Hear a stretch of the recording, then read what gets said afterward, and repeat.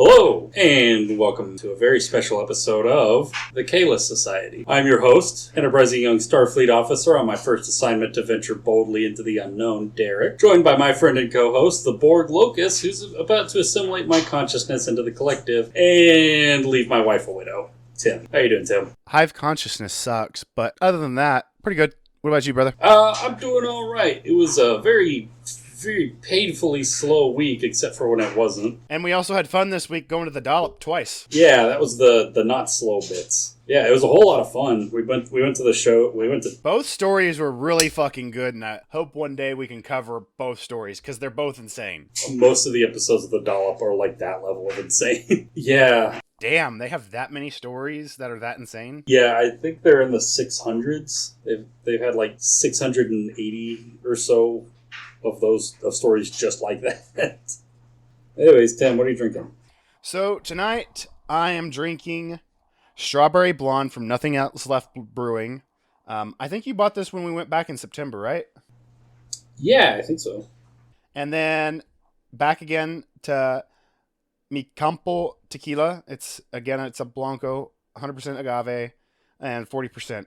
And that the simple little design on the label is, it's not simple design. It's like a gorgeous design, but the label itself, beyond the little imagery on it, is pretty simple.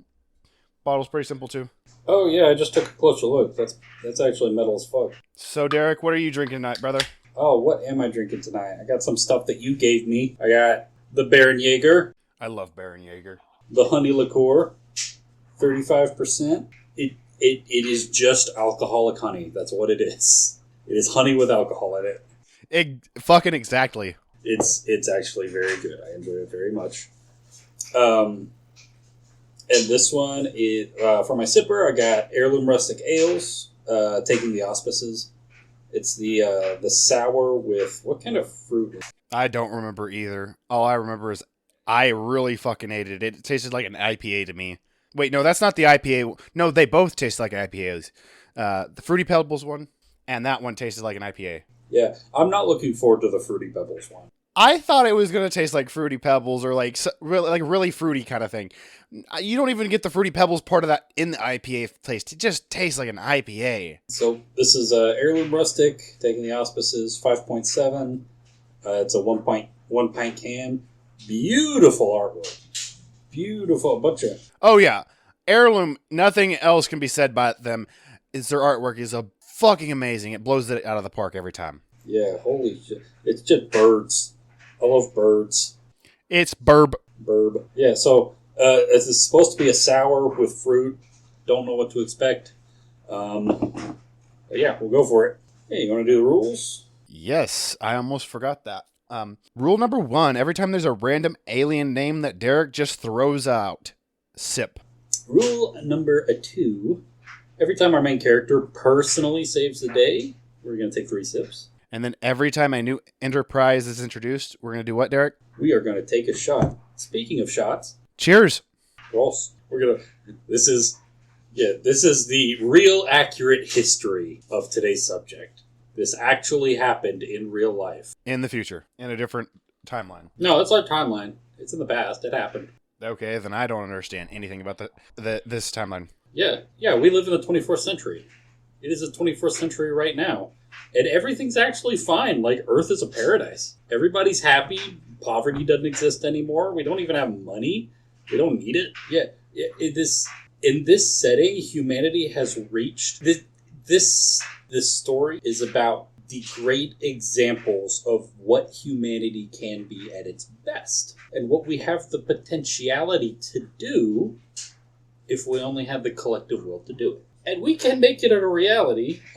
So, who are we talking about, Derek? Oh, who are we talking about? Only the greatest captain in the history of our illustrious Starfleet, Captain Jean-Luc Picard. Or I suppose at this point he would be Admiral, wouldn't he? He's since been promoted since the events we will be discussing. But he was famous as the captain of the USS Enterprise. Even though, comparatively, it was a very small period of his career.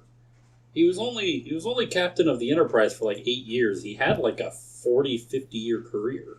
I thought that was kind of interesting looking into this stuff. Anyways, we're going to start with some background.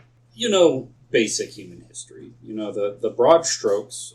We emerged from the caves, and we figured out how to create a spark using flint on a stone and created fire. One thing led to another, and we're dropping nukes on each other. Yeah, it seems like a big domino effect. I'd say a good place to start would be 1992. 1992 is, as you should know from your primary school education, that was the beginning of the eugenics war. Yeah, you're familiar with the eugenics war, right?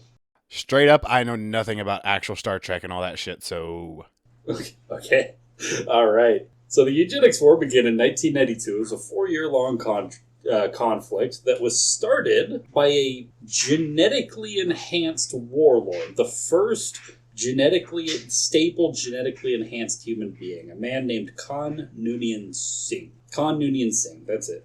And he perfected his formula for genetic enhancement and created an army of super soldiers with which he conquered a quarter of the entire planet. Fuck. And it took a united coalition of all of the nations on the planet in order to suppress his conquest.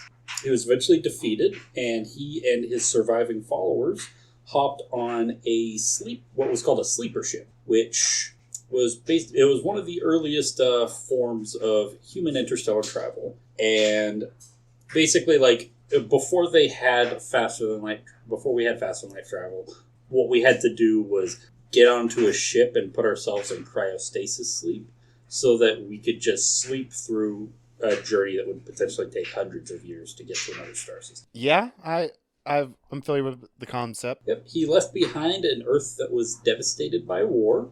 As we tend to be normally.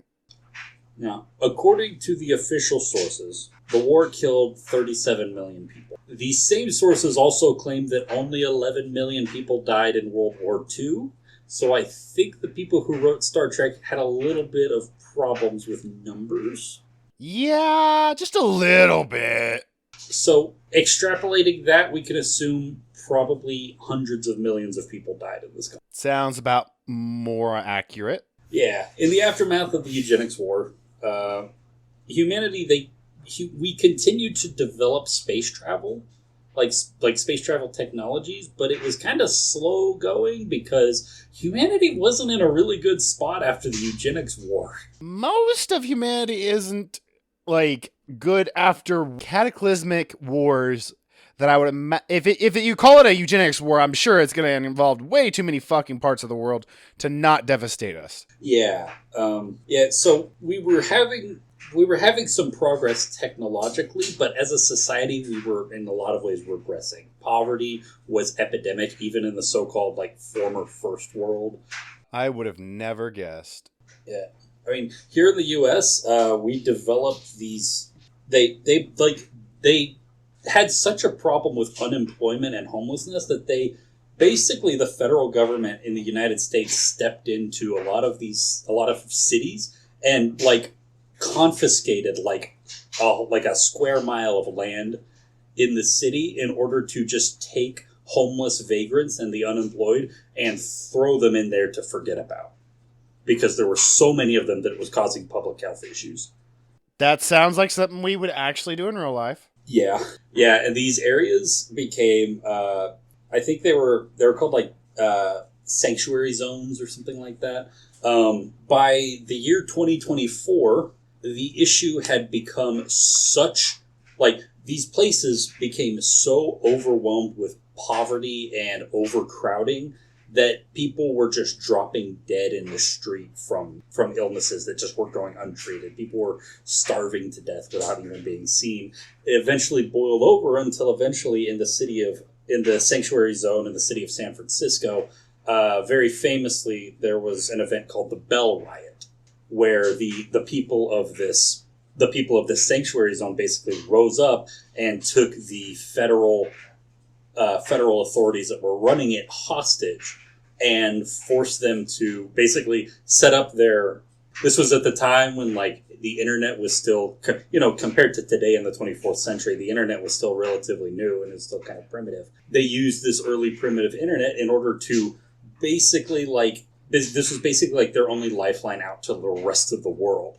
But they were able to finally like record themselves telling their stories about how they ended up in the sanctuary zones and what life was like there and how they didn't deserve to be treated like this and why they were rioting.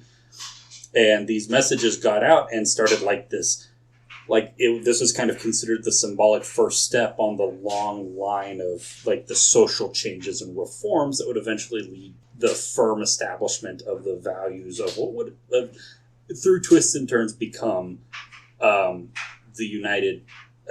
unification of Earth and the foundation of the United Federation of Planets. And this is one of the big events that in like the early like going into this era, right before we kind of developed like warp travel. God, I wish that had been our actual timeline. So that was 2024. In 2026, World War III breaks out. That's probably going to be the irony that we're this close to possibly starting World War III, this close to 2026. Well, in the show, they also mentioned back in the 80s that Ireland was supposed to be unified in 2024. That didn't happen. So, like... It should have. It should have, but... Well, it should have never been... Northern Ireland should have never belonged to Britain in the first place, but, you know. Colonialism. Yeah. 2026, World War III breaks out.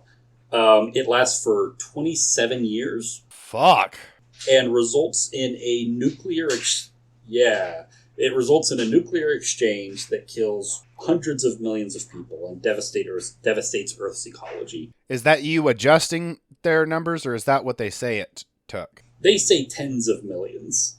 Okay, so you're adjusting. Gotcha. Yeah, it was likely closer to, like, the high end of hundreds of billions. Or hundreds of millions. I was about to say, it might be pretty close to a billion or so with what we've heard about nukes doing. Yeah, that's what I was thinking too. So humanity, Earth is falling apart at the seams. Everything sucks. The atmosphere barely supports life. As would definitely happen. In the aftermath of World War III, in the decaying remnants of the United States, on a compound near Bozeman, Montana, there was this engineer by the name of Zephram Cochrane. He was a physicist who specialized in relativity, and he was also an accomplished rocketry engineer on the side. And he just had a compound where he lived with a bunch of refugees out in the middle of nowhere in Montana. And out here, he could keep away from the prying eyes of what was left of the government, so that he could work on modifying this nuclear rocket, a Titan II, that he had gotten his hands on and was keeping in a secret, forgotten nuke silo. What era of space travel was that actually from in real life? The Titan II, that was a nuclear rocket. It was designed to carry a nuclear payload. That's from like the 80s. Oh, I thought that there was a space travel Titan series. Interesting. There might be, but this one is specifically referring to the nuclear rocket. Okay. So he removed the nuke from it and replaced it with a cockpit. And then inside the fuselage, he put in this experimental device that he had invented. And he theorized, and he'd finally gotten the components to actually make a prototype, which he called the warp drive. So he installs a warp drive. He christens this ship the Phoenix. And in the year 2063, he straps himself into the cockpit and he launches himself into low orbit over Earth. And when he gets his trajectory vector corrected and he locks in, he activates his warp drive and he travels from low orbit in Earth all the way to the rings of Saturn in about 9 seconds. Fuck! I bet you that was fun as fuck. So yeah, Zephram Cochrane, in about 8 to 9 seconds, he goes from Earth to Saturn, and then he turns around and goes back to Earth in the same amount of time, and successfully lands the Phoenix back at his station in Bozeman. He has in that moment, he became the very first human being to travel faster than light. Yeah. He didn't have, was there any repercussions, or it worked perfect the first time? Oh, no, worked perfect the first time because he was a fucking genius. Fucking hell. his body didn't accidentally fall apart 20 years later, like we usually find out. Nope, actually, it's still on display in the Smithsonian in the 24th century. Damn. It was still a one piece when he brought it back. I'm just going to rip out parts of a nuke and then just, turn it into FTL travel. Nothing impressive. Yeah, I want to figure out what he did. I want to figure out what he did with the nuke bit. I wouldn't be surprised. Would he just throw it out? I imagine it was the power source. Yeah, I don't know, sell it to some eco-terrorists or something. That was a pretty big deal back then. There was a lot of around that time, there were a lot of eco-terrorists just nuking stuff. Again, not surprised. Yeah.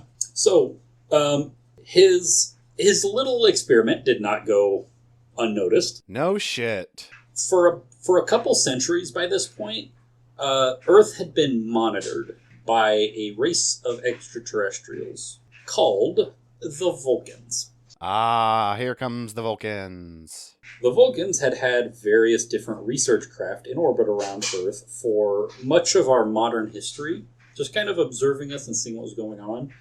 After the Third World War, when the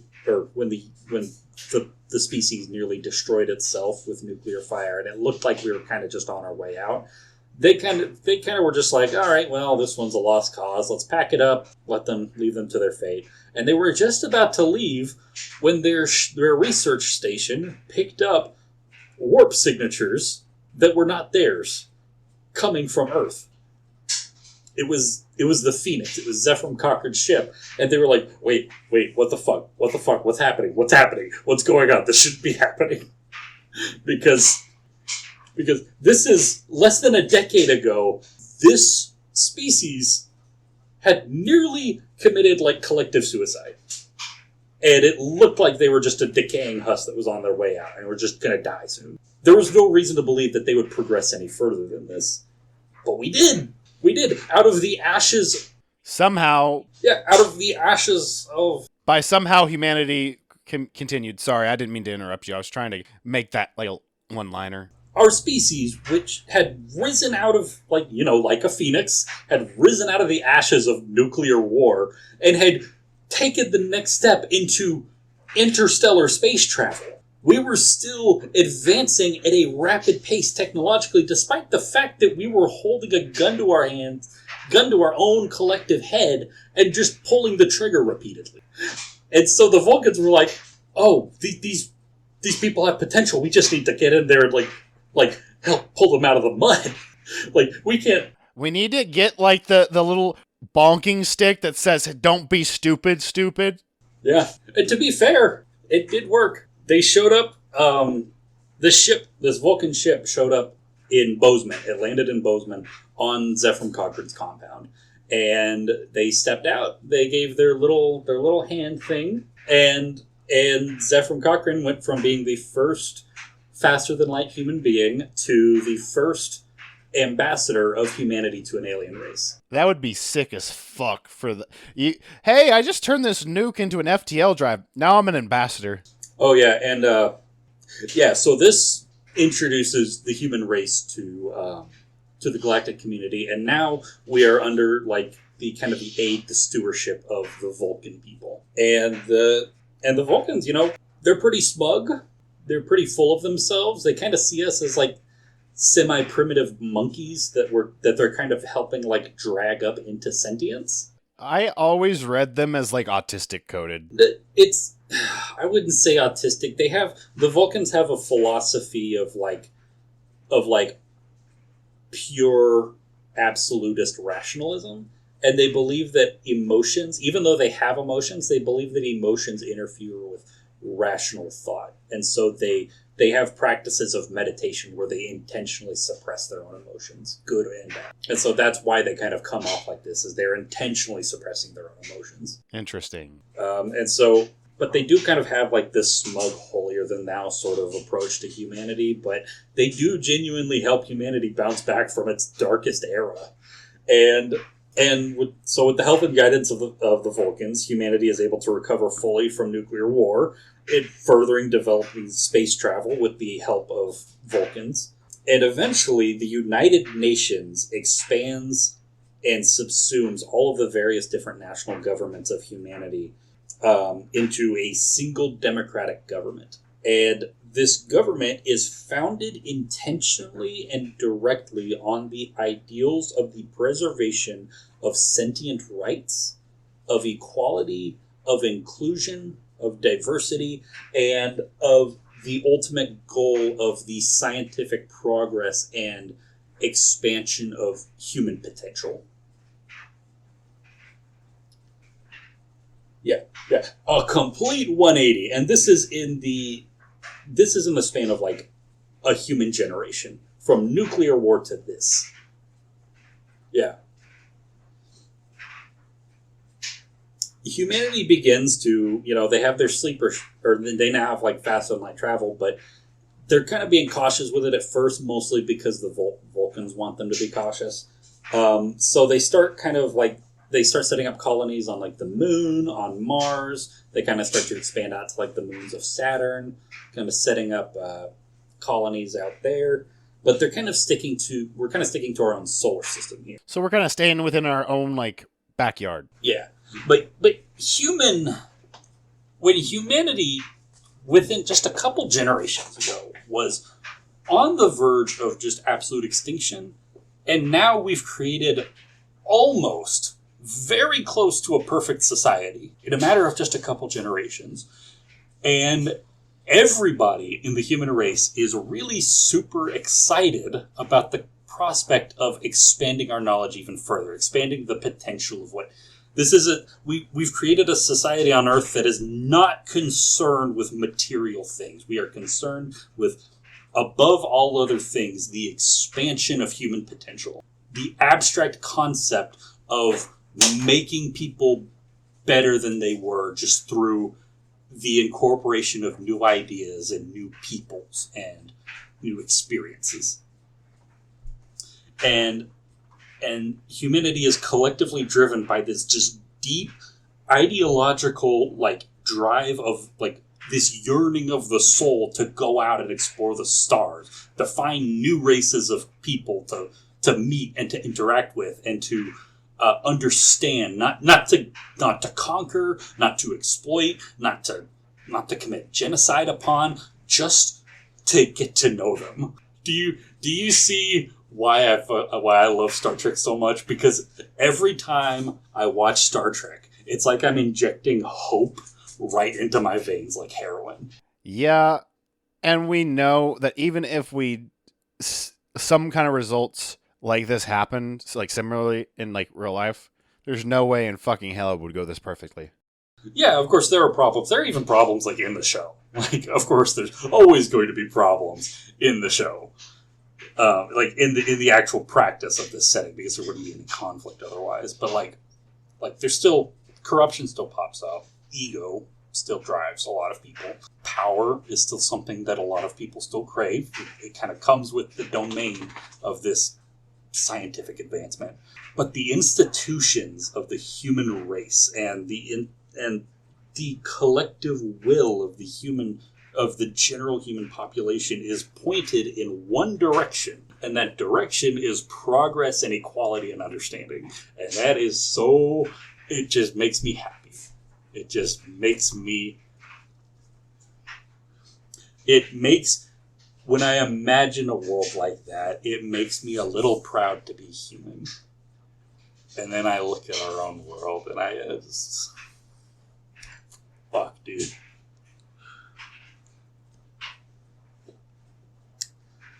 So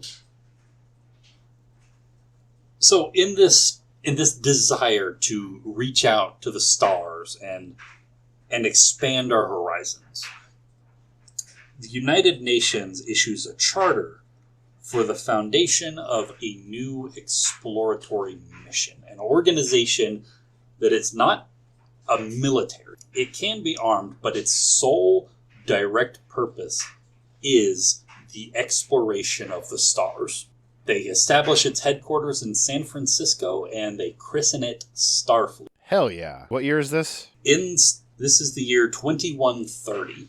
In Starfleet's charter, they outlined the mission statement of Starfleet as this, quote, "To explore strange new worlds, to seek out new life and new civilizations, and to boldly go where no one has gone before. That'd be amazing. The very first Starfleet extrasolar exploration vessel is finished in the year 2151, and it is placed under the command of Captain Jonathan Archer. This vessel was christened the USS Enterprise, NX-01. Question, do we count this as a new Enterprise since it's the first one, or is that just we count that as the first one? Yes. Okay. Yes, we've introduced an Enterprise. That's a shot. Cheers.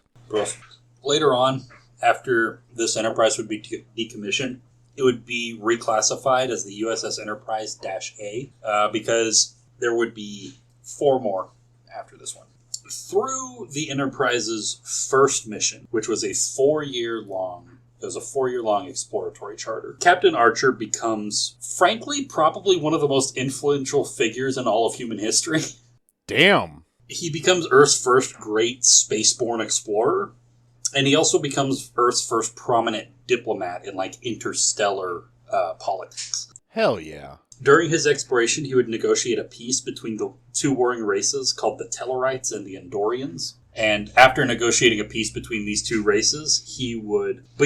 after he negotiates a peace between the Tellarites and the Andorians, these 4 races, the humans, the Andorians, the Tellarites, and the Vulcans, are kind of forced into this alliance together because all 4 of them are attacked by a much more advanced and much more hyper-aggressive race called the Romulan Empire. I've heard of them.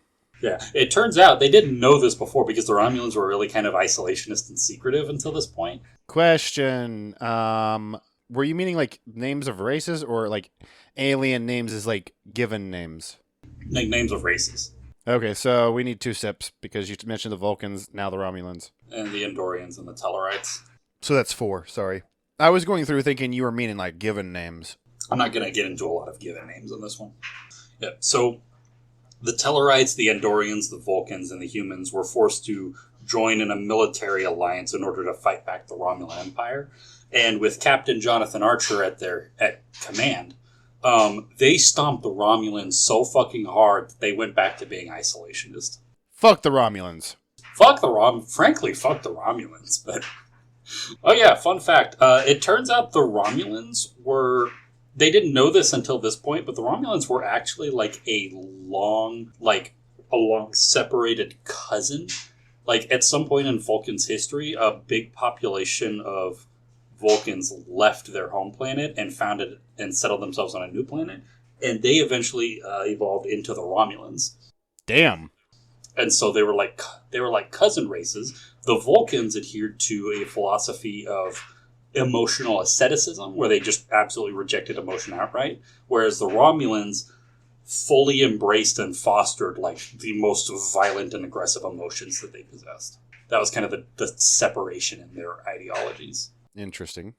So this military alliance that allowed these 4 races to unite would serve as the basis, with the urging of Jonathan Archer, for the establishment of a united interstellar government. So these 4 races, they would remain independent, but they would all swear the cultural and military and industrial output of their races to this broader cooperative government, which came to be called the United Federation of Planets, also just called the Federation.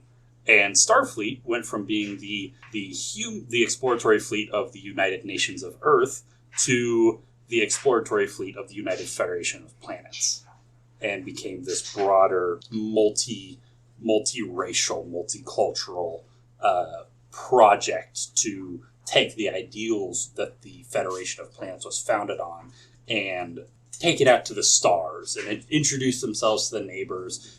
And basically take all of the stuff that all of these ideals that humanity had developed in these last few generations, became the ideology of this new interstellar government. Just a cooperative, democratic government which respected the autonomy of individual races and preserved the unique cultural diversity of all of their member species in order to foster a diversity of concepts and ideals towards the ultimate goal of scientific advancement and social progress. That sounds fucking amazing. It's so cool. It's because of Star Trek, it's a cliche concept now, but just taken on its own, that is fucking sick, dude. That is so awesome. I love it to death. It is, it's so good. And the chief negotiator, the guy who basically wrote most of the charter for the Federation, was Jonathan Archer. Damn. He became the primary human representative signatory to the charter of the Federation, and he was elected to be the Federation's first president. Hell yes. So humanity, alongside these other three races, they go out and they explore, and they find more species, and a lot of these species seem interested in joining the Federation, and the Federation grows and grows and grows because people. One planet on its own, because it really is it really is an appealing concept, because in this area of space you have several very aggressive alien species. We've already mentioned the Romulans. We also have the Cardassians, which are like more your stereotypical like military dictatorship sort of fascists. You have the Klingons, who are just like tribal warrior berserkers. Sip. Who just like to go and raid and pillage for the hell of it. By the way, at the beginning, when I called us the Kahless Society, Kahless is the Klingon, basically like the founding father of the Klingon Empire. Oh, okay. He was a warrior king who united all of the different warring tribes of the Klingons into a single unified government, and he's the one who introduced the codes of honor that the Klingons now follow. So he's kind of a semi-religious mythical figure that they revere, which I thought kind of sounded similar to Alexander. I mean, sounds as close as they are going to have an allegory for, so yeah, fuck it. So yeah, but it's a very appealing concept. Like, you've got all of these very aggressive, like stellar nations kind of surrounding a lot of these like smaller independent planets, and then this other large, like, economic and social and military force in the form of the Federation comes along, and they're like, hey, you could come and join us. We will perfectly respect your autonomy, and in exchange you just support us in like scientific research and development, and participate in like our democratic in institutions, and so you get the protection of the military power of the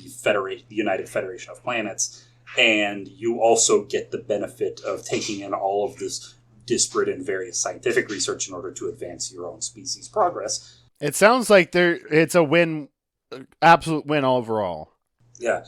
Yeah, compared to like slavery under the Klingons or genocide under the Cardassians, I'd take that deal too. That sounds great. And so as a result, the Federation very quickly becomes the biggest guys in town in this quadrant of the galaxy. They, within a few generations, they have hundreds of planets that are a part of their sphere, and they're by far the largest by population, by industrial output, and just by scale. They have the most territory in this area of the galaxy, even compared to like these other like more aggressive empires. And it all symbolically started with the Enterprise. This whole process started with the Enterprise, the first Enterprise. Several different starships are given the name Enterprise in honor of this first vessel, and they are always the most state-of-the-art ship in Starfleet. They've got the best technology, the most cutting-edge research, the best facilities, and they're always filled with the best and brightest that Starfleet has to offer. Anybody who is the best in their field anywhere in Starfleet gets put here. They get assigned to this ship. It is by far the best ship in all of Starfleet, just period. So it's like the golden child. Like here's our example. Here's like what we can do.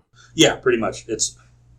It's designated the flagship of Starfleet. It is the first ship of Starfleet, like in order of importance. And so whoever is given the distinction of captaining the Enterprise has to be the best of the best. Well, of course.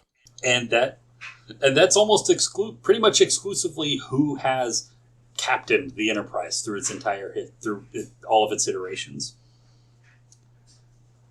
Notable captains, in addition to Jonathan Archer, Christopher Pike, who has a whole bunch of awards in Starfleet named after him, and famously also James Tiberius Kirk, who was he was the captain of the USS Enterprise C, I believe, and he was the main character of the original Star Trek, the original series. So that brings us to July 13th, 2305. Jean-Luc Picard is born in Barre, France, on that day, 2305. Picard's parents owned an estate where they ran a vineyard and they made wine in the traditional practice, and they limited the amount of advanced technology that they used in the process. They tried to use a very traditional form of practice. It was back in old France, the way that it worked. And this sort of traditionalism was very important to Picard's father. He was very much a traditionalist. He didn't trust technology. He didn't trust the sort of technological advancement of Earth. He was kind of as much as you could be a conservative in the face of just the overwhelming bounty, the plenty that was now just an inherent part of being human now. He was as much of a conservative as you really. It sounds like they're living in the perfect times. I wouldn't be surprised if there was people like that who were yeah, we can live to be a little bit conservative and a little weary, conspiratorial. Yeah, and this is a kind of conservative that because the kind of conservative that we're familiar with only exists in the context of there being poor people.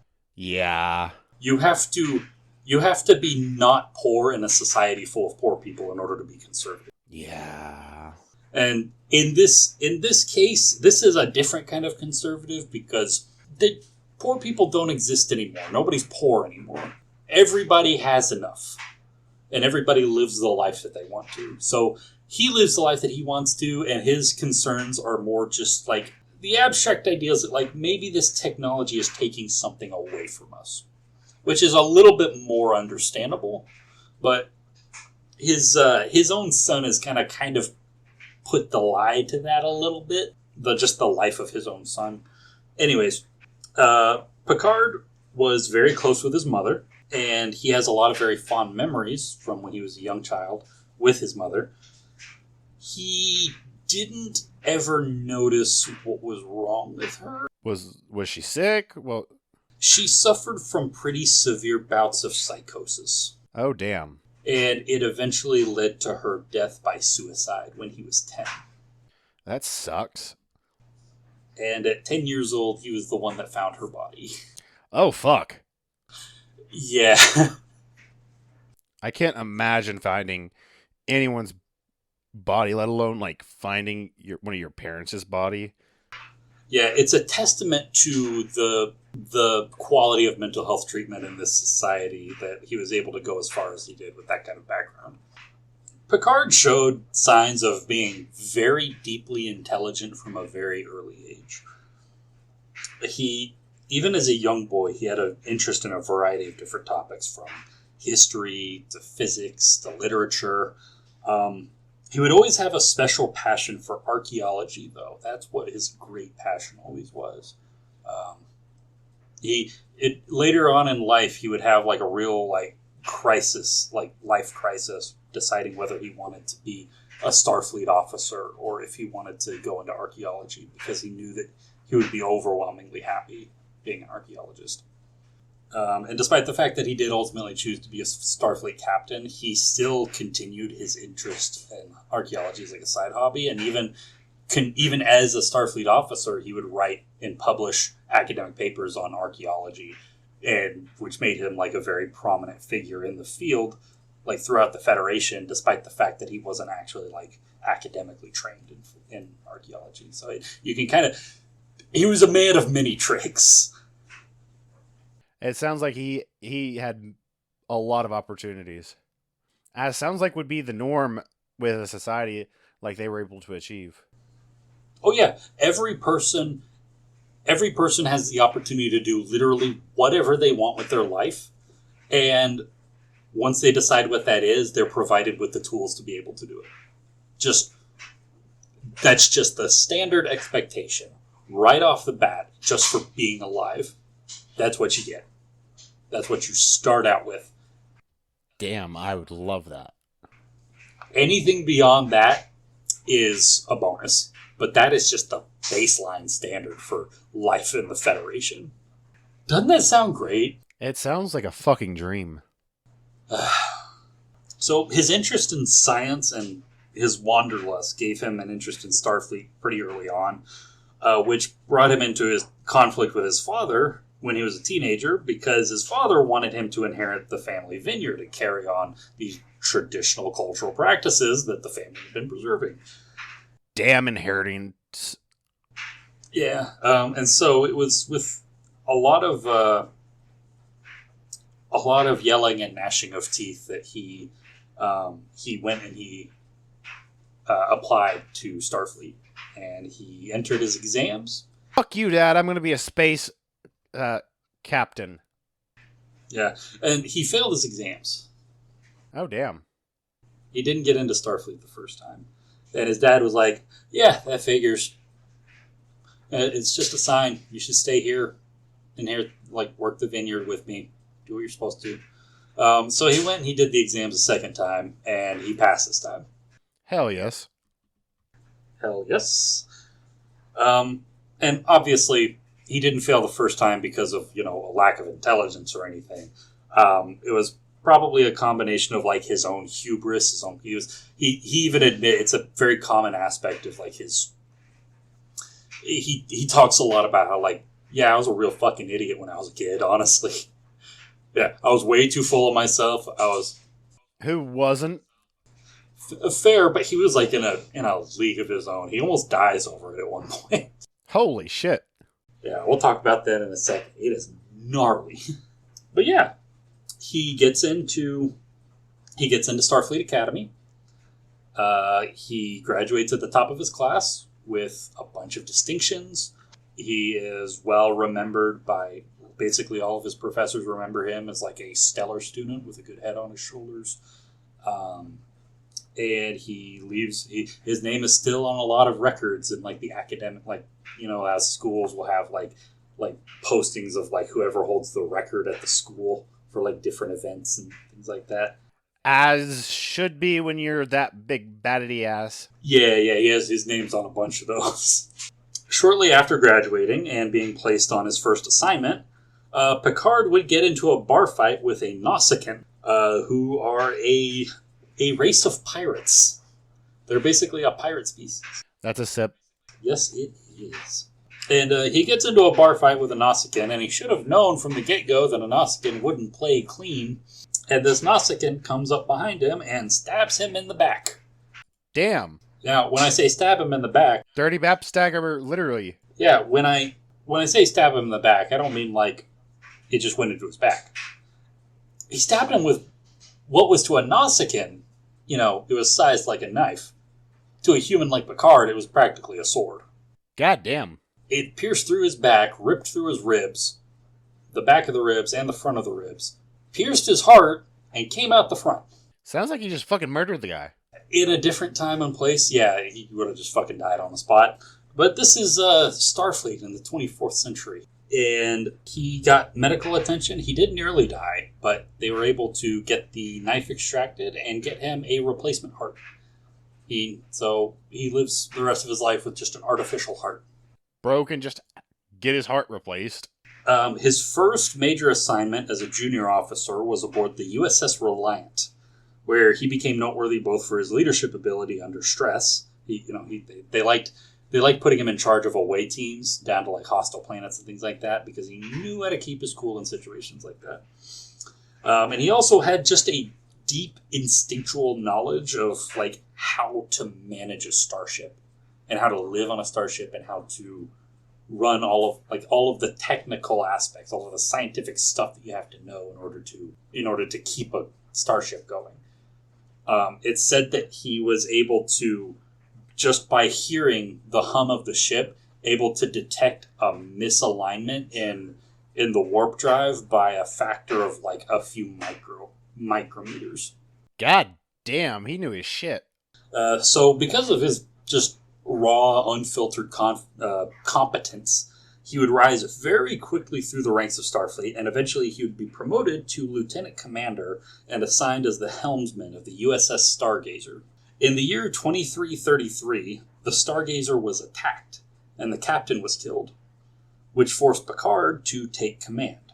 He was able to successfully outmaneuver the attacking enemy ships and managed to warp the Stargazer to safety, saving nearly the entire crew.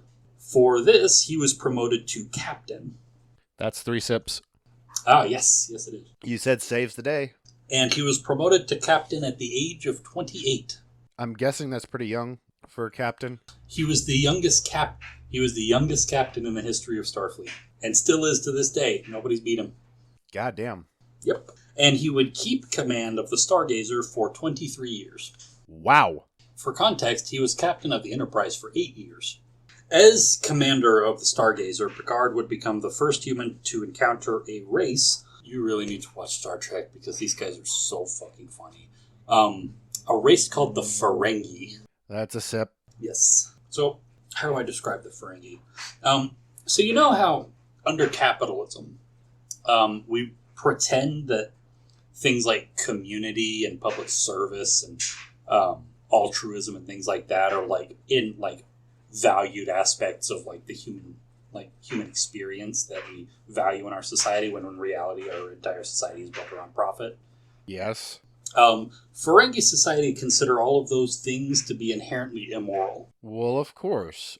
And the only moral act that a sentient individual can take is to maximize their own profits.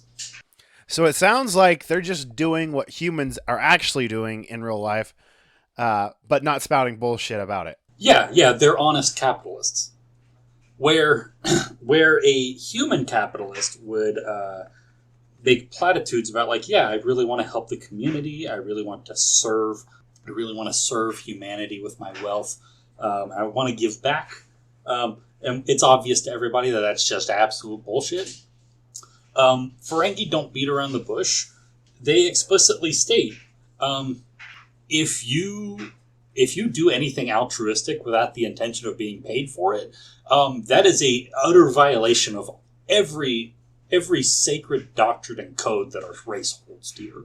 Our civilization is built on one thing and one thing only, and that is maximizing profits at all costs. Because that is how you grow prosperity. And prosperity, at the end of the day, is the greatest good that you could possibly do. So that's the Ferengi. At this point, Jean-Luc Picard does not find that out about the Ferengi. He doesn't even learn who they are, what they look like, anything about them. Because before he can contact them, they attack the Stargazer. Well, of course, because why wouldn't they? Yeah, because a good way to get profits, if you got strong enough guns, a good way to get profits is piracy. Yep. And so the Stargazer was ambushed, and it was nearly destroyed, but Picard, because he's a big dick Giga Chad, he invents a brand new tactical maneuver for his starship on the fly, which grabs victory from the jaws of defeat. God damn. What's he do? So it's now referred to as the Picard maneuver. Basically what he did was he maneuvered the Stargazer so that it was pointing nose first directly at the Ferengi ship, and then he initiated a very microsecond long warp jump directly towards the Ferengi ship. The warp... He played chicken. No, actually. The warp, the time that it took for the Stargazer to go from where it was to where it ended up was longer than it took was a fraction of a second longer than the Ferengi's radar data input systems to be able to detect where the Stargazer was. And so for a brief fraction of a second, the Stargazer managed to open up a window where they could draw on the Ferengi ship first before they could fire.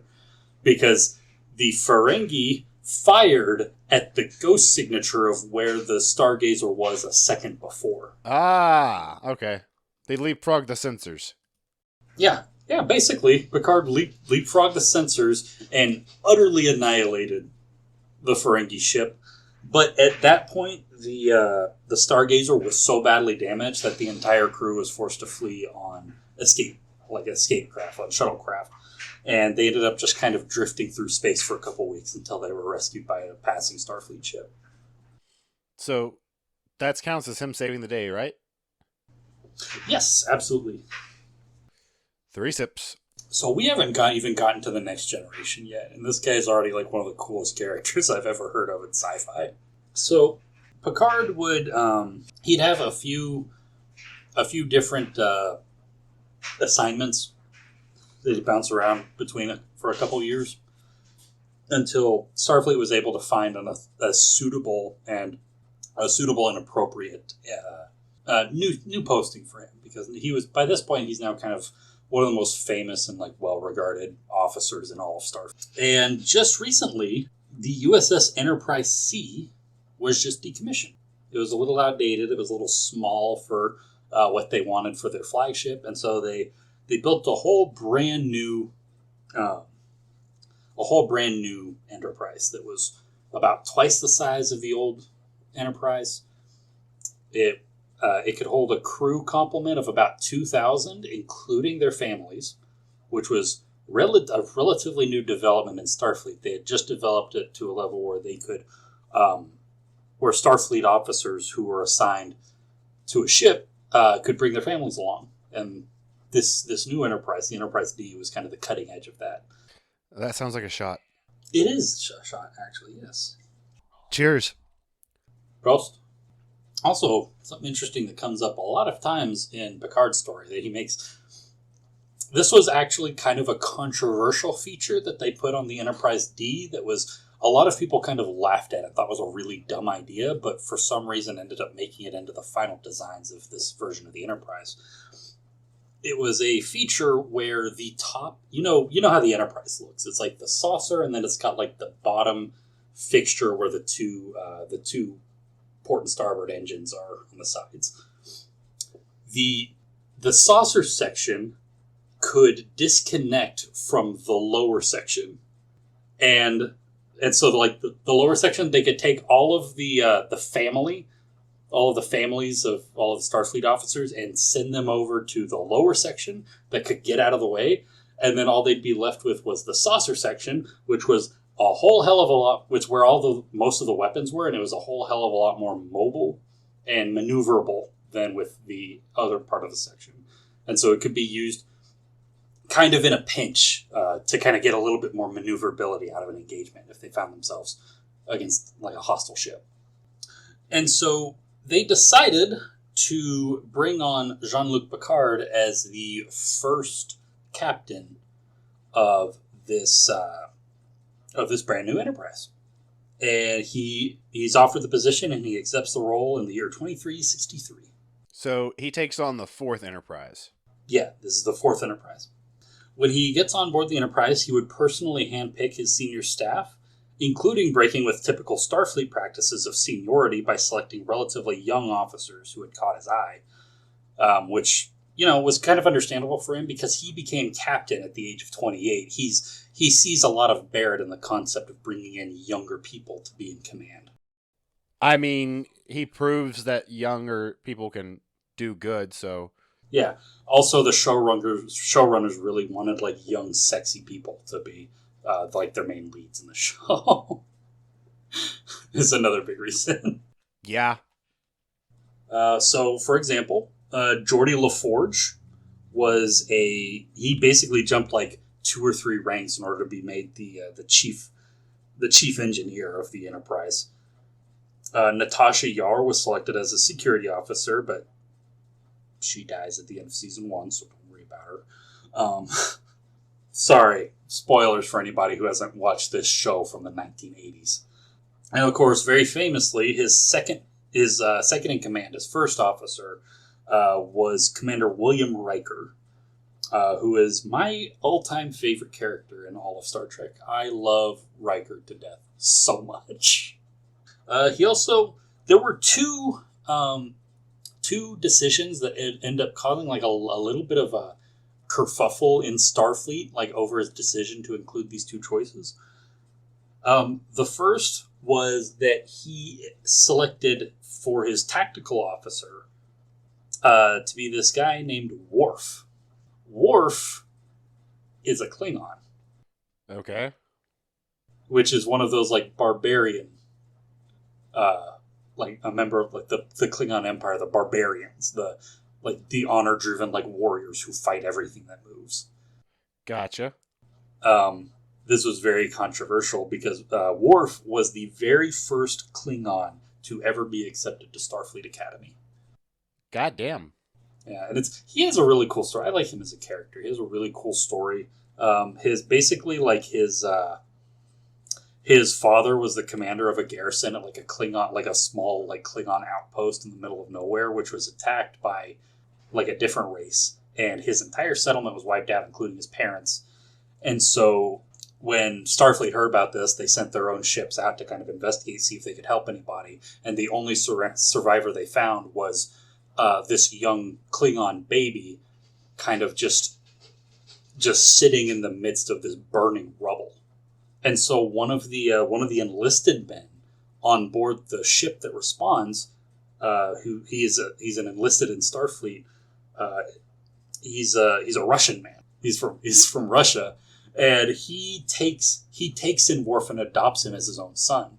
And so Worf ends up being raised in Russia on Earth. And he eventually decides to follow in his adopted father's footsteps and ends up going to Starfleet Academy. Ends up becoming the tactical officer of the USS Enterprise, which is an incredible rise for a person with as many disadvantages as he had starting out. Because as supposedly perfect a society as the Federation is, they still have their prejudices. The second controversial prick. Controversial prick.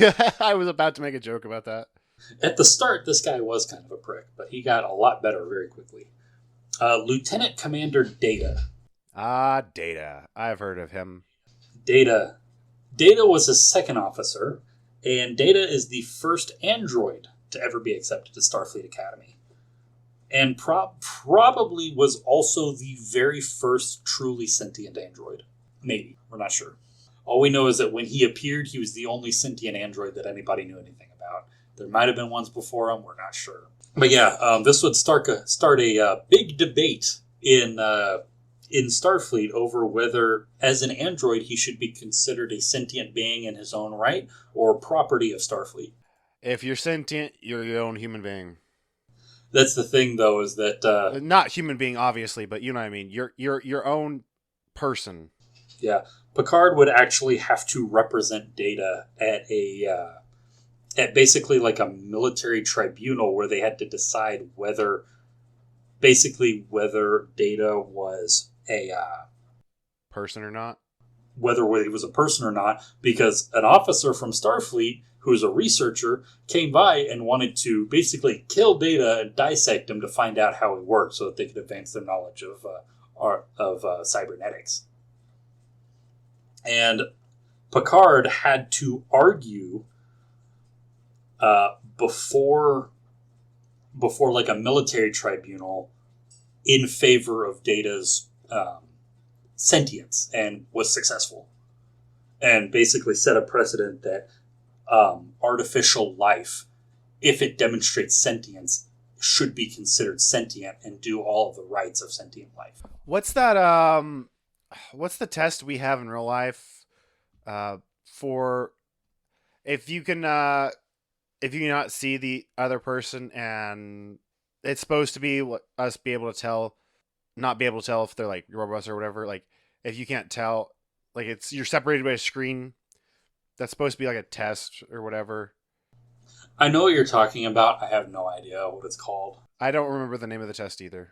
I'm going to go ahead and go look that up.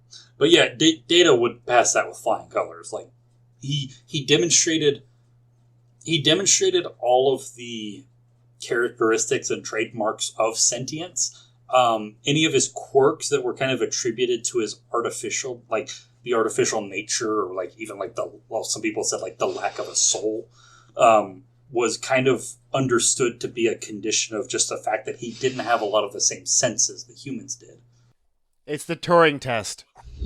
Turing test, yeah. Anyways, as captain of the Enterprise, Picard was kind of noted for... he was very rigid with regulation. He really likes regulation. He's a real company man in that regards. Especially just from a moral perspective. Do you know what the Prime Directive is? Have you ever heard that term in regards to Star Trek before? I don't exactly remember how it's supposed to be worded. Basically, hey, if they're not ready for interaction, we don't fuck with them. Basically, yeah, it's a way to ensure that that a species is allowed to follow its natural course of evolution, of like social and societal evolution. They do not expose themselves to a new species or interact with a new species in any way that could alter the development of their society before they're allowed to develop faster line travel themselves. And that's kind of used as the benchmark for, okay, once they've developed this, they've kind of developed the maturity to be able to, for us to be able to communicate, to interact with them without like, anyways, yeah. So the Prime Directive basically just, you don't mess with a civilization, you don't interact with a civilization until they've proven that they have the maturity and the willpower to reach out to the stars. Then they can join like the intergalactic or the galactic community of nations. And he took this rigidly seriously. Like he was an absolutist about the Prime Directive. There was no wiggle room. And he almost put he almost on several occasions allowed like entire worlds full of sentient people to just be wiped out, because to do otherwise would be a violation of the Prime Directive in his eyes. Every time he was convinced to do otherwise, but it was like pulling teeth. That sounds fucked. Like I sitting by and letting a whole world be destroyed. I don't. That would eat me alive. Yeah, it's Rule 303. If you have the ability to act, you have the responsibility to act. That kind of just simple idea comes up a lot in a bunch of different ways in this podcast, doesn't? Oh yeah, all the time. It's one of the greatest moral failures in all of human history. It just keeps coming up. Is people just having the ability to do something about what's wrong and just not. Yeah, I mean, nail on the head much.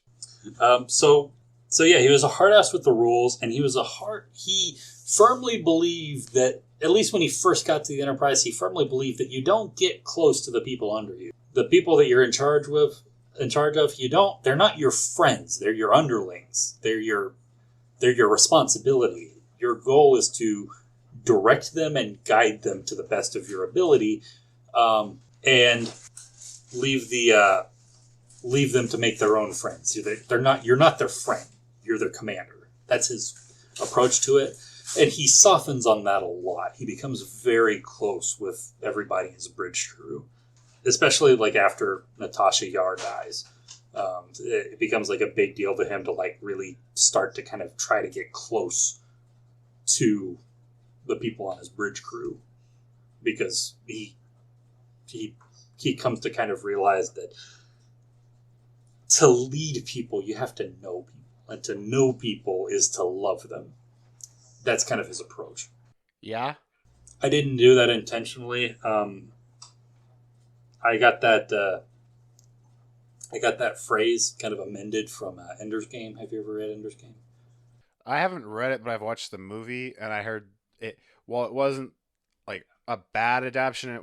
It left a lot on the table, like most adaptations do. Yeah, there's a line from Ender's Game that goes, in order to defeat the enemy, you have to know the enemy.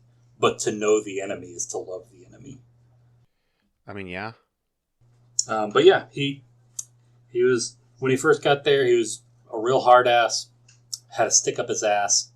Kind of an asshole, honestly. Picard could really just be a piece of shit sometimes. Which it makes me love him so much because he has to grow out of it eventually. And he does. He really does. Like he starts the series just fucking hating kids. He despises kids. He treats kids like shit every time they're on screen. And then by the end of the show, he's still like comfortable with kids, but he goes out of his way to like make sure they're like comfortable and feel safe and stuff. Episode 1 of The Next Generation. The very first mission that Picard embarks on aboard the Enterprise, he makes contact with one of the scariest motherfuckers in the entire galaxy. And not scary because he's like a monster or anything. He's just a guy. He just looks like a dude. He's scary because he's a god. Episode 1 of The Next Generation, the crew of the Enterprise meets God, and God is a trickster. They meet this being called Q. And Q is a member of a species called the Q Continuum. They're all named Q, because they all are Q. Sip. Are they like clones, or are they like a hive mind? They're not corporeal. They don't have physical bodies. Fucking okay. They are pure thought and willpower manifest in like a parallel dimension that like kind of weaves in and out of our own dimension kind of seamlessly. And they exist on a science fiction magic bullshit. Basically, yeah, they exist on a level of experience that is utterly incomprehensible to the human mind. They are essentially gods. They can control space and time. They can change anything to their will. They can snap their fingers and wipe out an entire race of beings, and then snap their fingers again and bring them all back happier than they were before. It is all within their power. They are they're brought in almost like comic relief. But when you get down to the nitty-gritty, which they do very often in the show, they are fucking terrifying. Yeah, sounds like it. And they meet this one named Q, as opposed to all of the other Qs. It's the Q Continuum. They're all named Q. But this Q is... The Q Continuum usually doesn't mess with like regular sentient, like three-dimensional beings, because that would be like interacting with a mote of dust. Like, if you just looked down at your desk and you picked up like a little flicker of dust that you saw just land there and kind of played with it in your fingers a little bit, that's what this is like for them. Oh, damn. And for some reason, this particular Q takes a deep fascination in Jean-Luc Picard. This one little fleck of dust is really interesting to him. He's really amused by him. Wouldn't it be more akin to saying like a snowflake? Because snowflakes are unique and can be interesting, but most people don't give a shit and just let them melt. I guess, yeah, that's a good comparison. And also, in picking up the snowflake and kind of looking at it and playing with it in your hand, you destroy it. Exactly! Q looks through all of human history, and Q kind of has this like holier than thou sort of thing. He believes it because he's a fully like incorporeal being who exists on multiple planes of existence. He experiences all of space and time in an instant and can control it at his will. That this little speck of dust is worthy of his attention, if for no other reason than to be judged for their worthiness of existing. And so he decides to make Jean... So he makes himself judge, jury, and executioner? Exactly. And he literally puts the crew of the Enterprise on trial.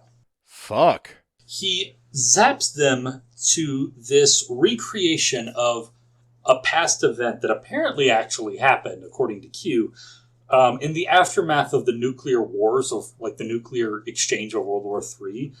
There developed like these clans of just like Mad Max style dictatorships in like the wastelands. And they had like these horrific like inquisitions where they just put people on trial for fun on like these show trials and then kill them in public for sport. That sounds like something we would do. He recreated one of these post-nuclear trials and made himself the judge and the crew of the Enterprise the defendants and Picard the defense attorney. Jesus. Picard had to successfully argue to a god that humanity was worth saving and humanity was worth preserving because we had so much opportunity to go even further. And the motherfucker did it. He convinced Q. 3 sips. Of course. Yeah.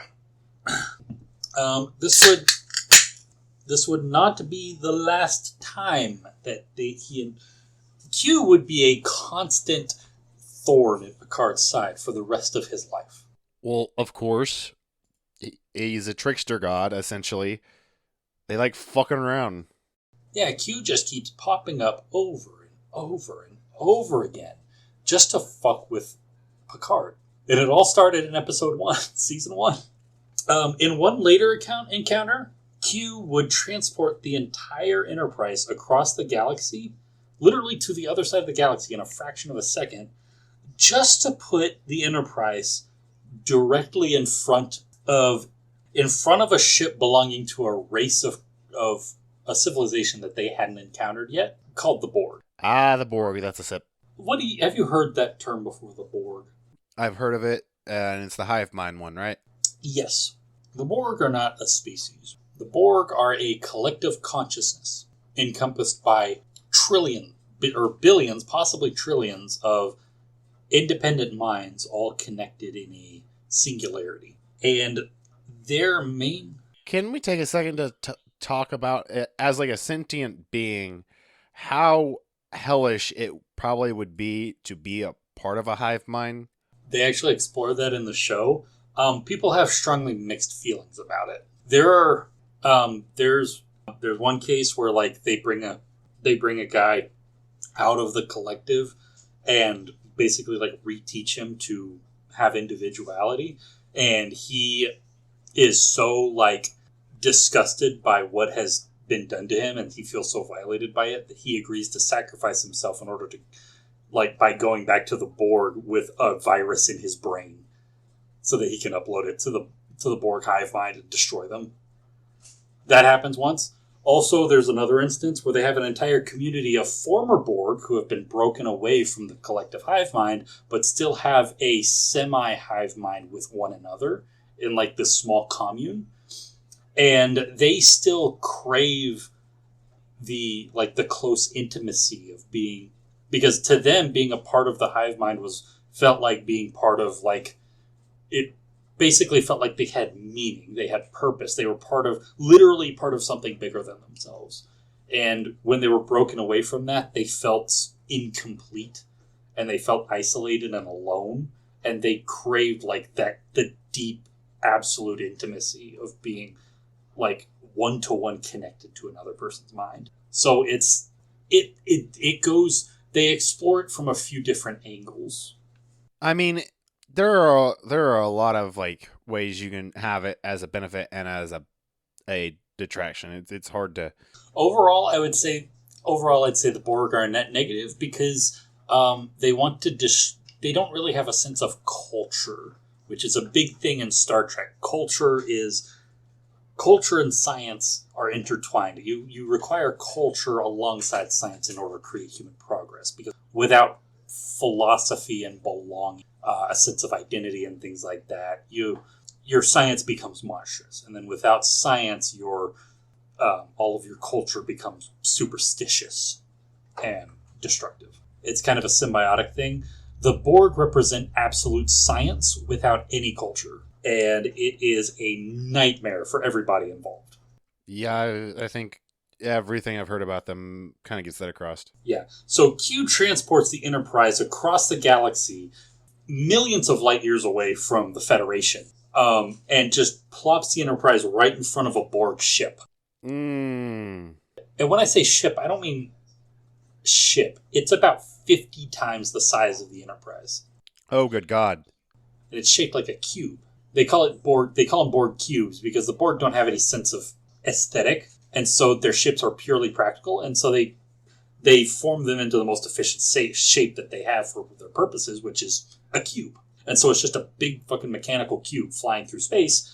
And as soon as the Borg see them, the first thing that they do is they take their lasers and they carve a hole out of the side of the Enterprise and drag the hole out, bodies and all of the crew there, killing like 100 crew.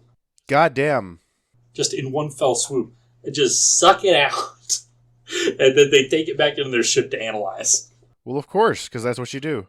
And Q is basically like, yeah, you should be friends with me because if you're not friends with me, you've got no defense against that.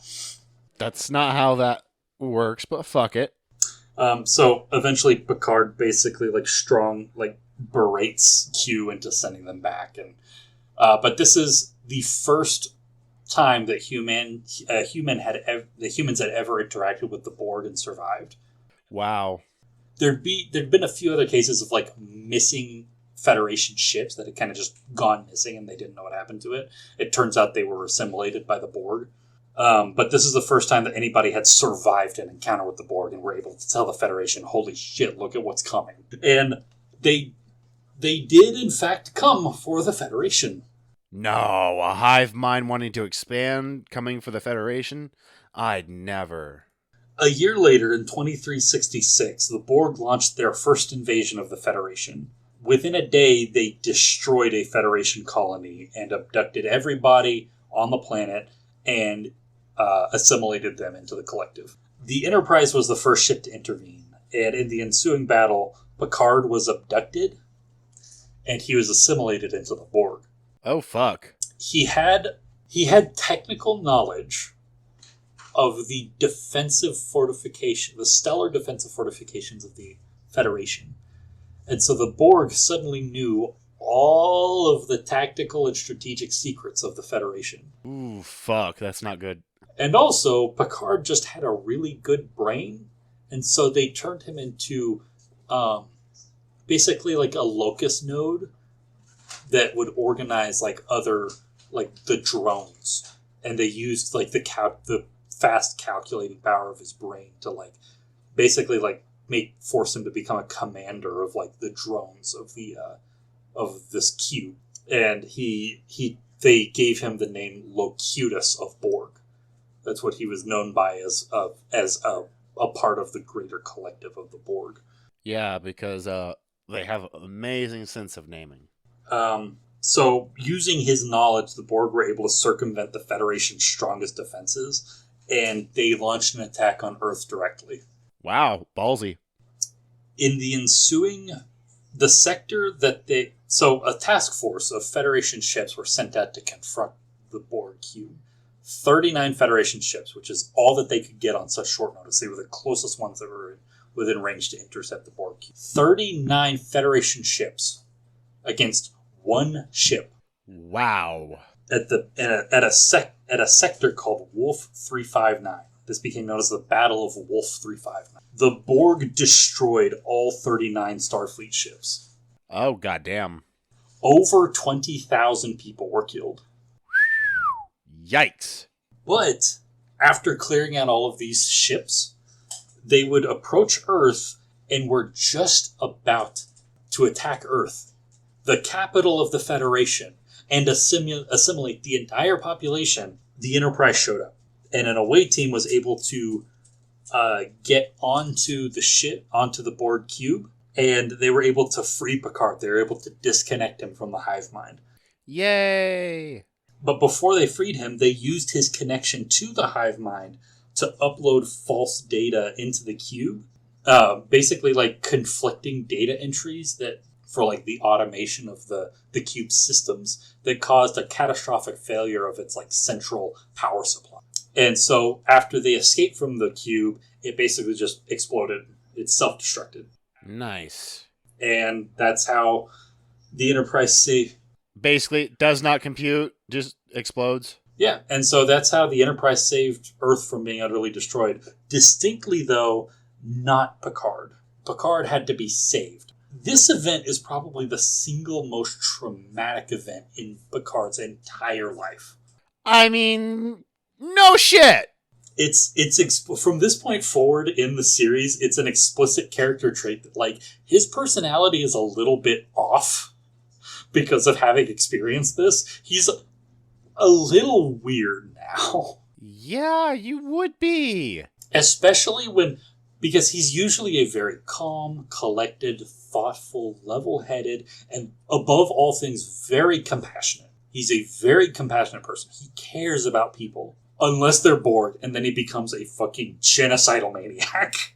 He fucking hates the Borg so much.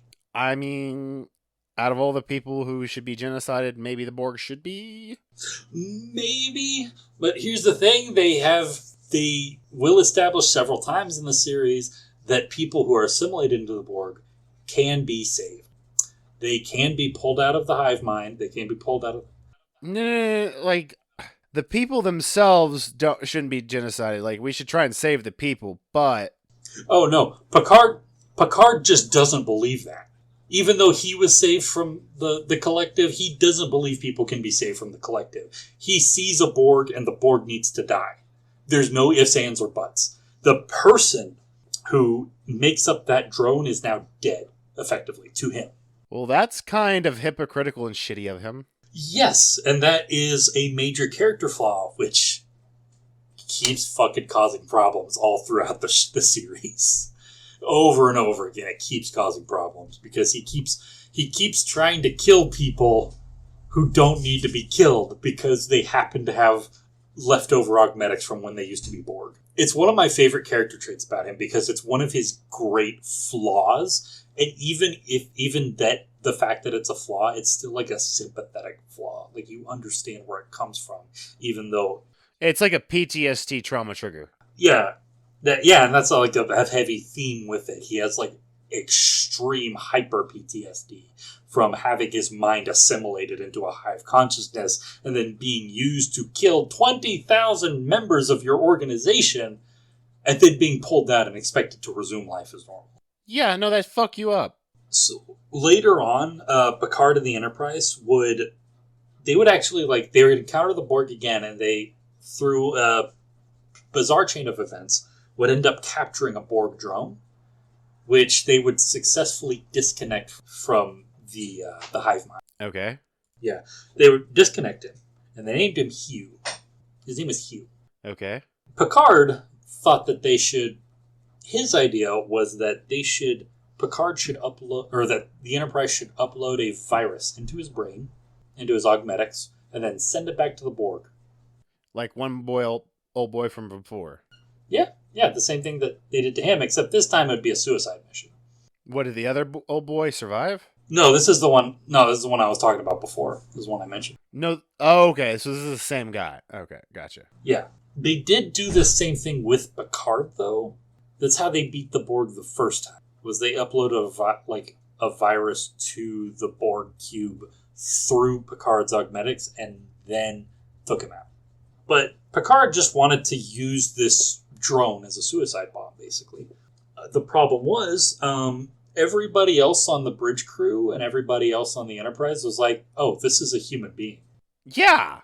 And, like, as he grew to, like, know the rest, like, the crew, he started to interact with the crew. He started to get a sense of his own individuality again. And and the more that he kind of grew his individuality back, the more he kind of realized, oh, what the Borg did to me was really fucked up. Yeah.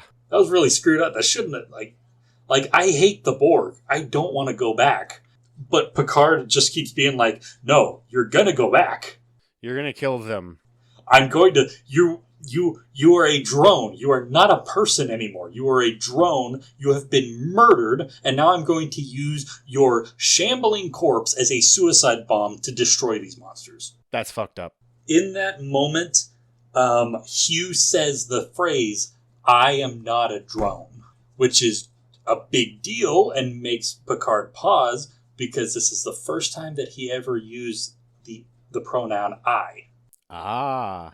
Before that, he had only used we, which is how Borg drones talk, they only use we. We are the Borg. We have come to assimilate you. He said, I am not a drone.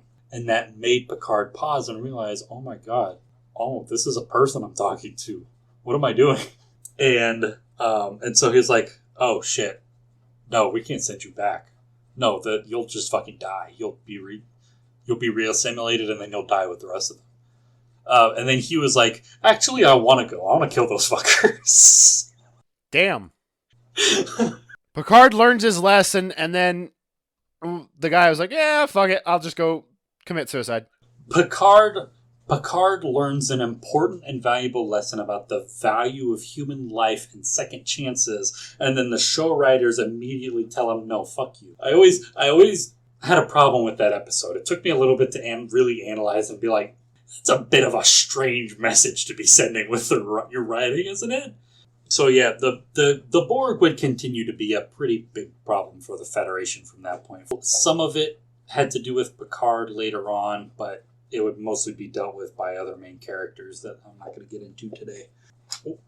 This is probably my favorite episode in The Next Generation, this story. Okay.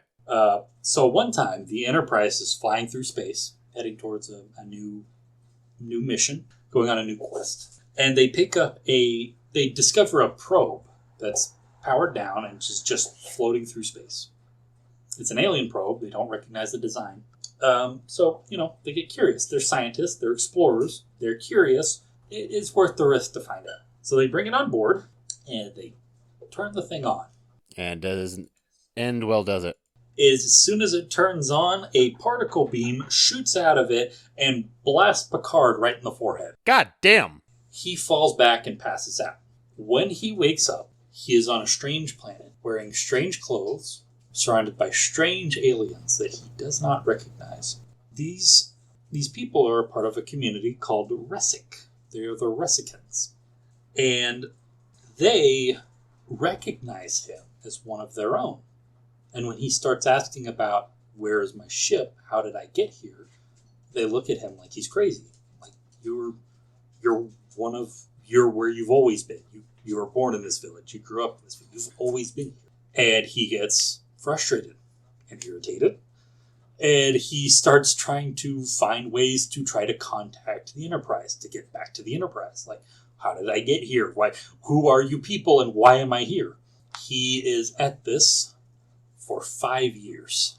Oh, damn. He is in this village for 5 years before he finally throws in the towel and says, well... Goes native? I guess the Enterprise isn't coming back. And he goes native. He accepts the culture. He marries a woman. They have 2 kids. And he lives out a long and happy life, taking in and becoming a part of this rich and vibrant culture that he's found himself in. And he grows to very deeply love and cherish the people of this community. And he spends 60 years, give or take, with them. He lives out an entire adult lifetime. Damn. And he dies surrounded by his family and his loved ones, peacefully. And at the moment that his heart stops beating, he hears a voice tell him the community of Resic died 1,000 years ago. Wow. And before they died, they uploaded all of their digitized memories and their knowledge of their own culture from their own perspective into this drone so that it could one day find somebody who could take on the experience of being from a Resic, and so that their culture could live on and be remembered. And after having this explained to him, he wakes up on the bridge of the Enterprise, and it's only been 25 minutes. Oh, god damn the mindfuck that would be. He lives an entire human lifetime in 25 minutes and then wakes up exactly where he was before. That would fuck with your head so hard.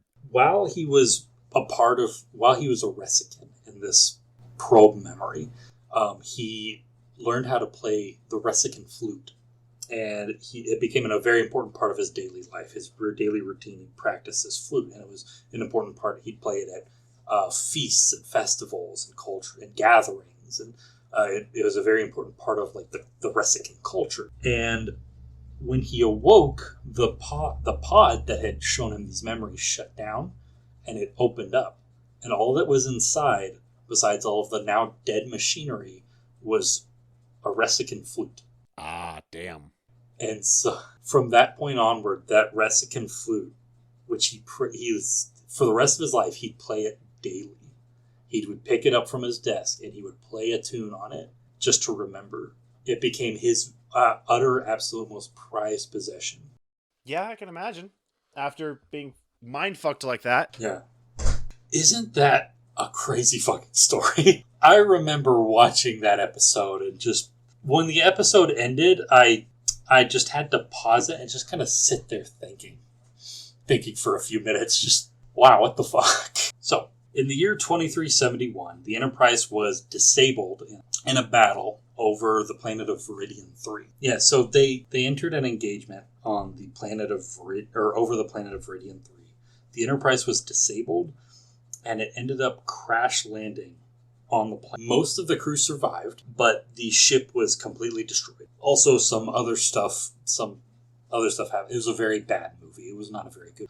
So I'm not going to bother getting into the plot, but some other stuff happens, and they end up saving Viridian 3 from being destroyed by an alien race, and they end up being picked up and rescued by Starfleet. And they basically they take the crew, at least most of the crew that survived the crash, and they just move them over to the new Enterprise. Which Enterprises?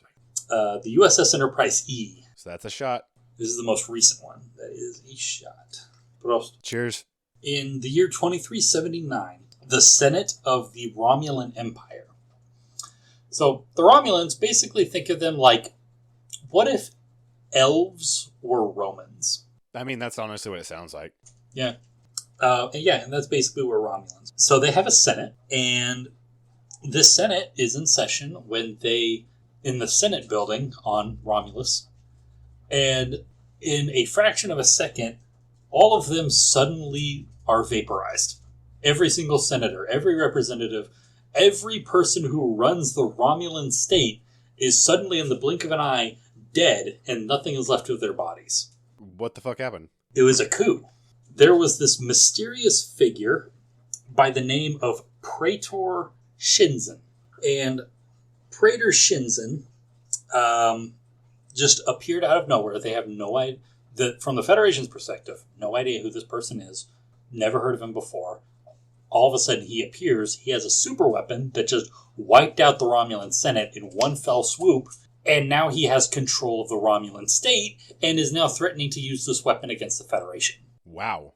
And so they send Picard and the Enterprise E to investigate. Picard arrives, and he discovers, during their investigation and their negotiations, that Praetor Shinzen is actually a clone of himself. So he's not the original, he's a clone. No, Picard is the original. Shinzen is a clone of Picard. Oh, okay. That's where he's a clone of Picard. That's not how I interpreted it at first. Yeah. He is a clone of Picard that was created by the Romulans because the Romulans had a plan to replace Picard with this clone in order to use him as a spy. And he would basically just spy on the Federation. It didn't work out for a variety of reasons. This clone ended up going rogue and developed a tiny little cult insurgency around himself to fight against the Romulan state until eventually he managed to get his hands on this basically instant vaporizer super weapon. Well, goddamn. And now that he had control of the Romulan state, he wanted to conquer the galaxy. As one does. Picard didn't want that to happen, and so they end up duking it out. Picard does manage to kill Shinzen and disable his ship, but at the last second, the ship is powering up its super weapon and aiming it at the Enterprise. And so the Enterprise is too damaged, and it can't maneuver fast enough to get out of the way of the beam and jump and make an escape through a warp jump.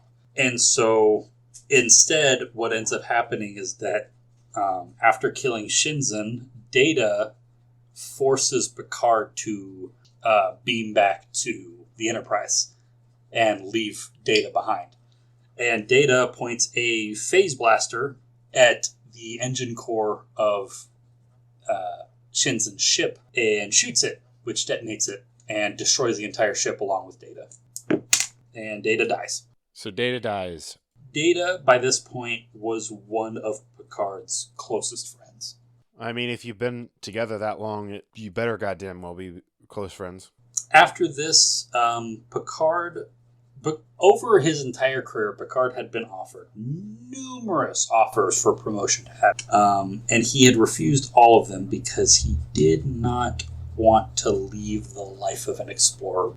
But after this event... I mean, I'm sure it's got quite the allure. He was made for it. He was the best that ever was. Hands down. Best Starfleet. I wanna be the best. I wanna be the very best. Like no one ever was. Sorry. Whoa. Cynthia theme upon you. But yeah, Picard, after his best friend dies, he's kind of like, maybe I'm getting a little old for all of this adventuring stuff. So he finally accepts a promotion to Admiral. He settles down in San Francisco to just kind of finish out his career as kind of at the desk. Just working with cadets at Starfleet Academy, maybe organizing the occasional humanitarian mission, stuff like that. And after that, we get into the recent like Star Trek Picard, which I'm not going to talk about here because I don't know as much about it because I haven't seen it. But yeah, that is the story of the greatest captain, the greatest captain in the history of Starfleet, and possibly the greatest human explorer. A completely real... stories like this shit makes me wish the multiverse theory was real and take it to its extreme. Because, multiverse theory says, every action, whatever. But if you, let that cascade out enough, theoretically, fictional universes are real, too. So, bam, and then in some universe, Picard is actually real. That'd be dope as fuck. Also, I forgot to mention, Picard is French. He does speak French, but the fact that he speaks French is kind of unique because most French people no longer speak French. In Star Trek, French is considered an antiquated language. It's kind of seen the same way as Latin. Because now most French people just speak English. So that's why even though he's French, he has a British accent. And not because his actor is English. Sure. But yeah, that is the tale of Captain Jean-Luc Picard, the greatest explorer in human history. Honestly, I've always known I would probably like a lot of the Star Trek shows and all that. It's just one of those things I've just never been able to sit myself down and watch it kind of thing.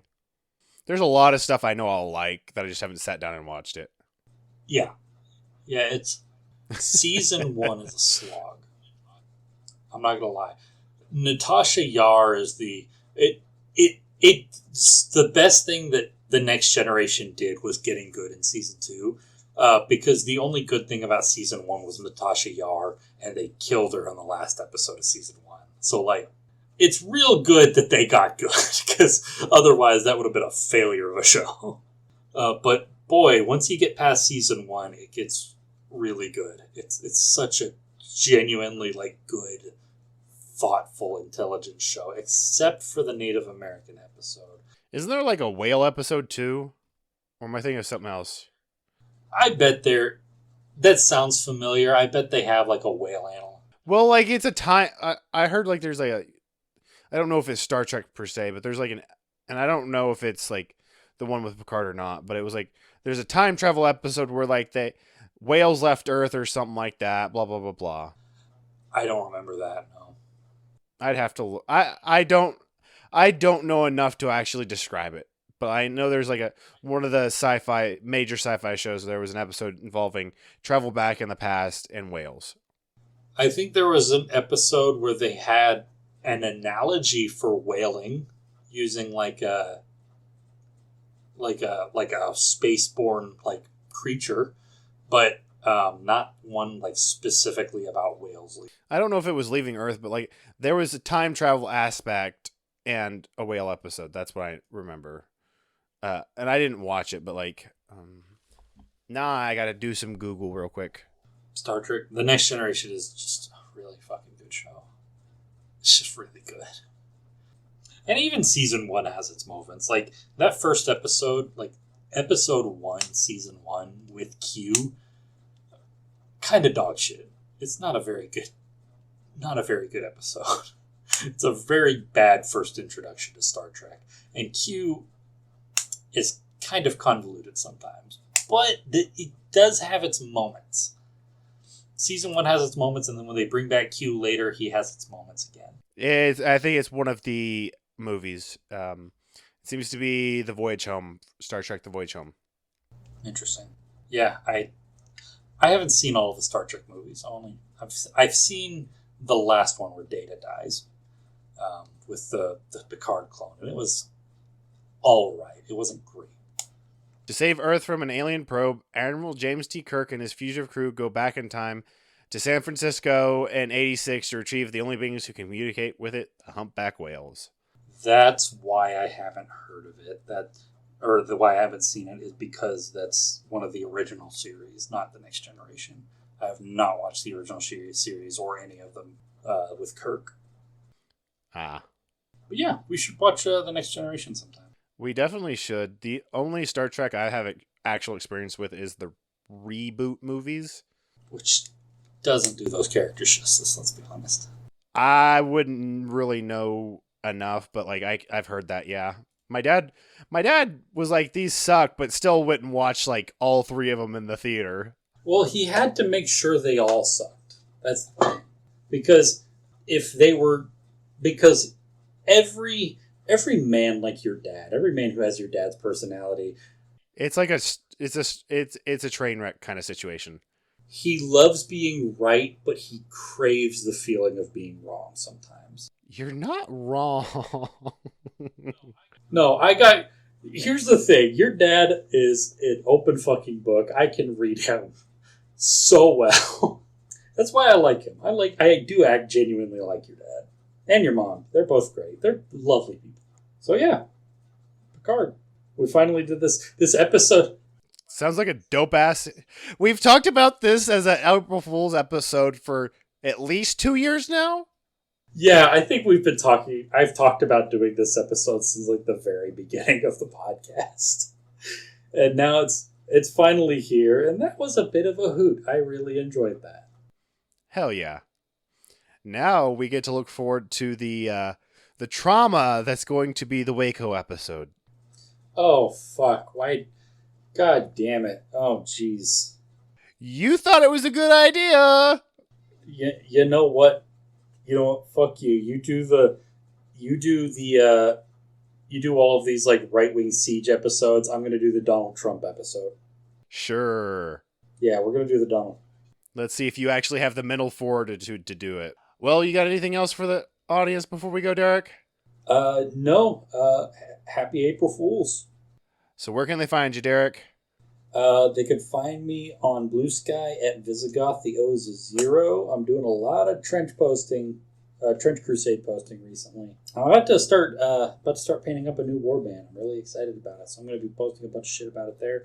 I also do still talk about like history and politics there sometimes, if that's what you want to. But yeah, if you're into wargaming or miniature painting or role playing games, then yeah, go follow me there too.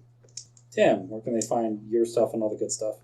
Alrighty, they can find me on Blue Sky at Tim aka Otis, and they can find the podcast on Facebook and Instagram at the Alexander Society Pod, Alex Society Pod on Blue Sky, and Alexander Society on TikTok.